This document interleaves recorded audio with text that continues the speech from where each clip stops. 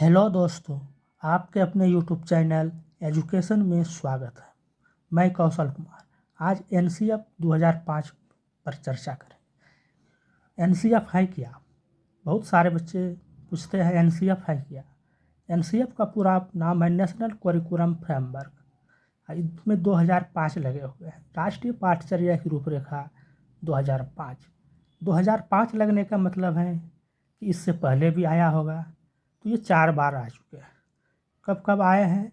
1975, 1988, 2000 और 2005। तो देखते एनसीएफ है क्या। राष्ट्रीय पाठचर्या की रूपरेखा 2005 एक ऐसा दस्तावेज है जिसमें ऐसे विषयों पर चर्चा की गई है कि बालकों को क्या और किस प्रकार से पढ़ाया जाना चाहिए। इसको समझते हैं पूरी लाइन को। राष्ट्रीय पाठचर्या रूपरेखा 2005 एक ऐसा दस्तावेज है, यानी कि एक ये डॉक्यूमेंट है, ये एक दस्तावेज है, एक पाठचर्या है। आपके स्कूल में जितनी भी एक्टिविटी होता है उसका एक कच्चा चिट्ठा है। सिलेबस इसका एक पार्ट है। पूरा एजुकेशन सिस्टम एक तरीके से गाइडलाइन मिली। ये जो करिकुलम है इसके बेसिस पर पूरी एजुकेशन सिस्टम को डिज़ाइन करना है। चाहे हमारा सिलेबस हो, चाहे टीचर का पढ़ाने का तरीका हो, चाहे बच्चों को सीखने का ढंग हो, बच्चे बेहतरीन के लिए कोई भी डॉक्यूमेंट्स आता है। बच्चे का बेहतरीन शिक्षा कैसे हो, इन सभी इस डॉक्यूमेंट्स में आता है। ये एक प्रकार का क्या है?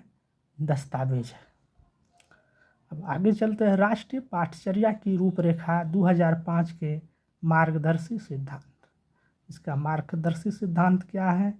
पढ़ाई को रटन प्रणाली से मुक्त किया जाए। इसको रटन प्रणाली से जो है मुक्ति दिलाना।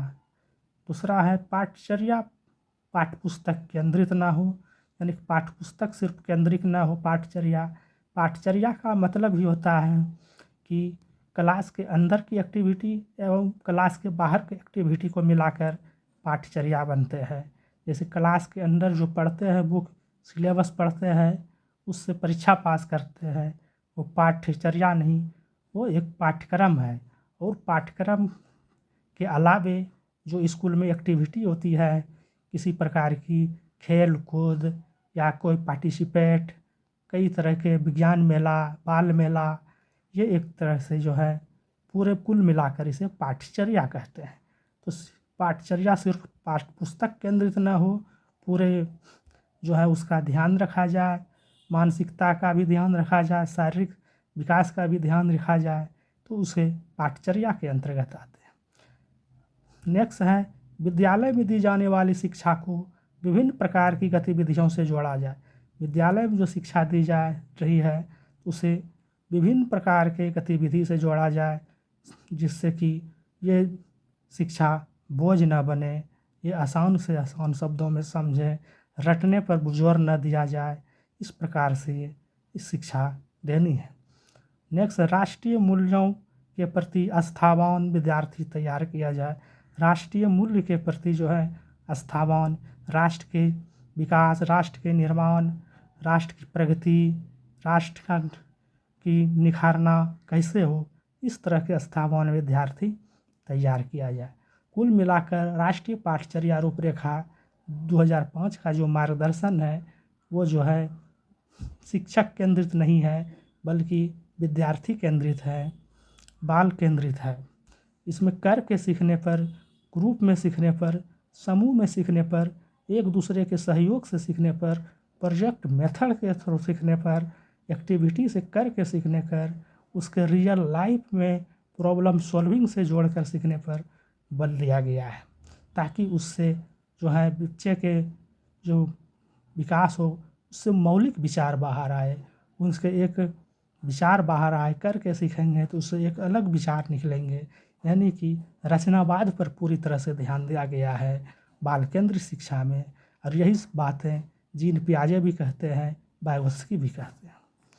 अब आगे है राष्ट्रीय पाठचर्या की रूपरेखा 2005 के प्रमुख सुझाव।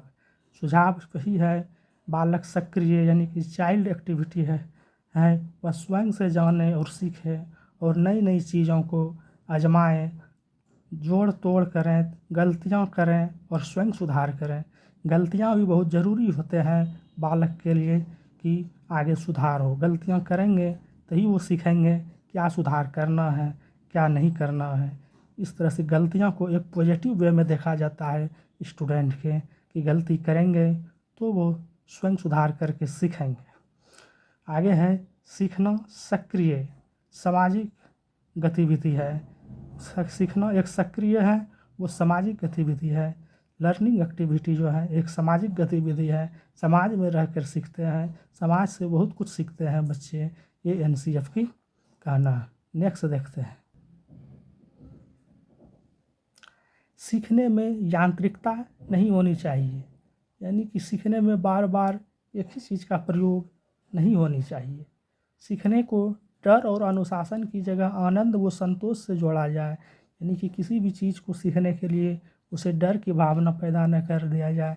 उसे अनुशासन ने बताया उसके जगह पर आनंद एवं संतोष से, यानी खेल खेल में उसे सीखने का अवसर प्रदान किया जाए।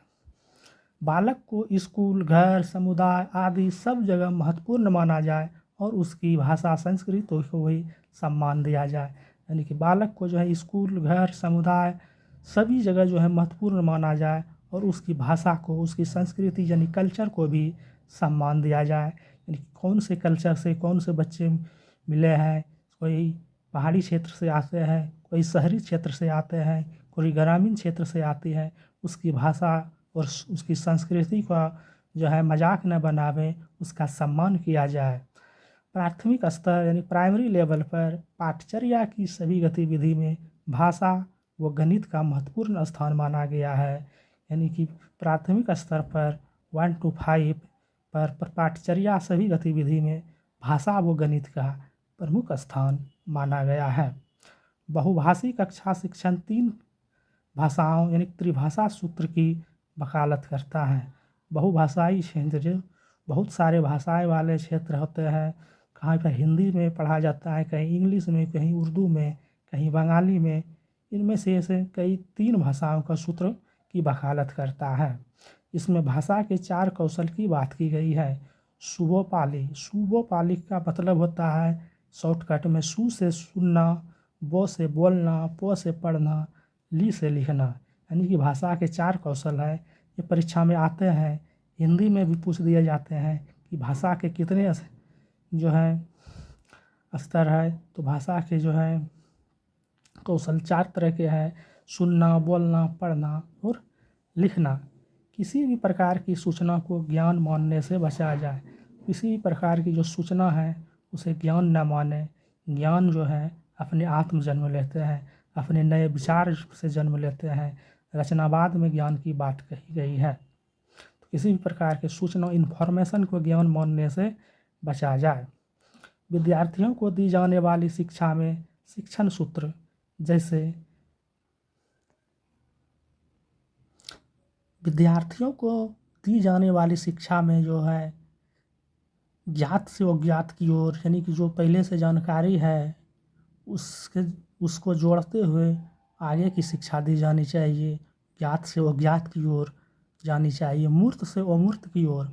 मूर्त का मतलब है जो हम देख सकते हैं, छू सकते हैं, उसे मूर्त कहते हैं। अमूर्त में सिर्फ हम महसूस कर सकते हैं, न देख सकते हैं, न छू सकते हैं। जैसे आत्मा, मन, ईश्वर, ये सभी अमूर्त के अंतर्गत आते हैं। तो शिक्षा मूर्त से अमूर्त की ओर आदि शिक्षण सूत्रों का अधिक से अधिक प्रयोग किया जाए। सजा व पुरस्कार की भावना जो है को सीमित किया जाए। पुरस्कार और भावना और जो है सजा की भावना को सीमित ही नहीं, बिल्कुल समाप्त ही कर दिया जानी चाहिए कि आप सीख रहे हैं आगे की भविष्य के लिए। इसमें किसी तरह की पुरस्कार या जो है दंड की भावना नहीं होनी चाहिए। शैक्षिक गतिविधियों में बच्चों के अभिभावकों को भी जोड़ा जाए। शैक्षिक को-करिकुलम एक्टिविटी जो होती है उसमें बच्चों के अभिभावक को भी जोड़ा जाए ताकि वो भी कुछ सीखें और बच्चे अपने बच्चे को सिखावें। विशाल पाठ्यक्रम व मोटी किताब शिक्षा प्रणाली की असफलता का प्रतीक है। विशाल पाठ्यक्रम और मोटी किताबें वह सफलता का प्रतीक है।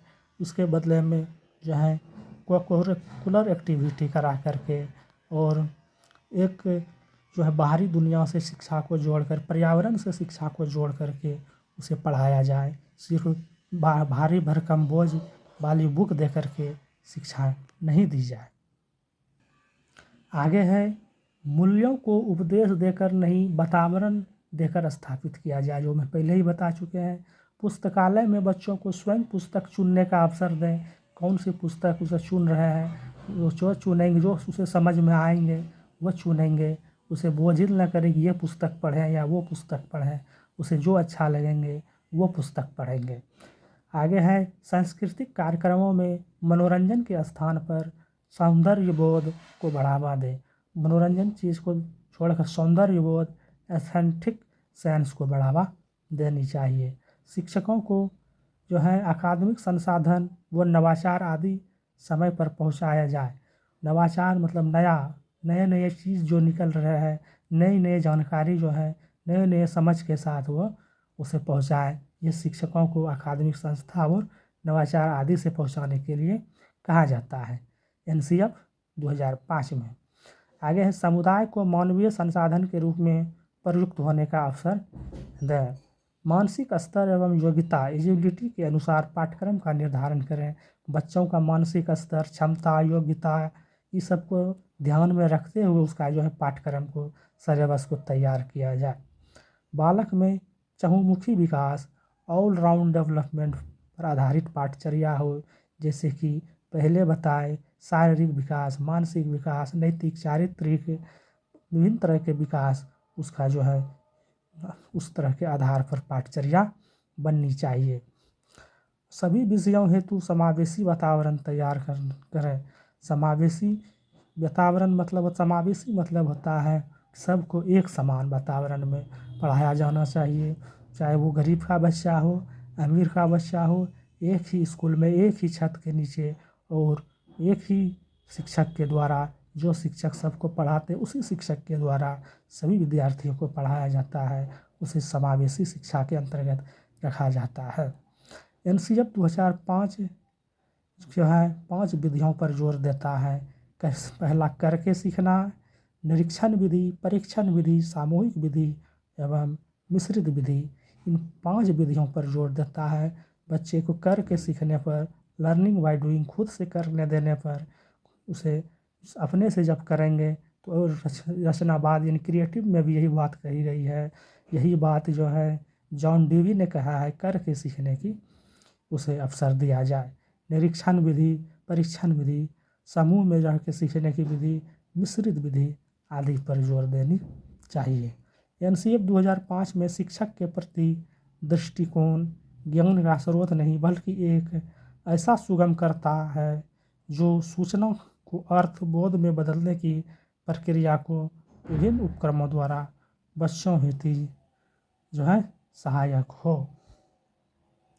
तो NCF 2005 को मैंने पढ़ा दिए। इसके कुछ मुख्य बातें हैं जो बता रहे हैं, तो आप लोग सुने, वो भी एग्ज़ाम के व्यू से काफ़ी इम्पोर्टेंट है। यानी कि NCF 2005 जो है रविंद्रनाथ टैगोर के निबंध सभ्यता और प्रकृति से जो है उद्धरण के साथ शुरू होता है, उसके उद्धरण से लिया गया है। NCF की रूपरेखा विद्यालयी शिक्षा पर नवीनतम राष्ट्रीय एक दस्तावेज है। NCF 2005 के संस्थापक जो थे प्रोफेसर यशपाल, जो इसके अध्यक्ष थे, और इसमें सदस्यों की संख्या 38 थी।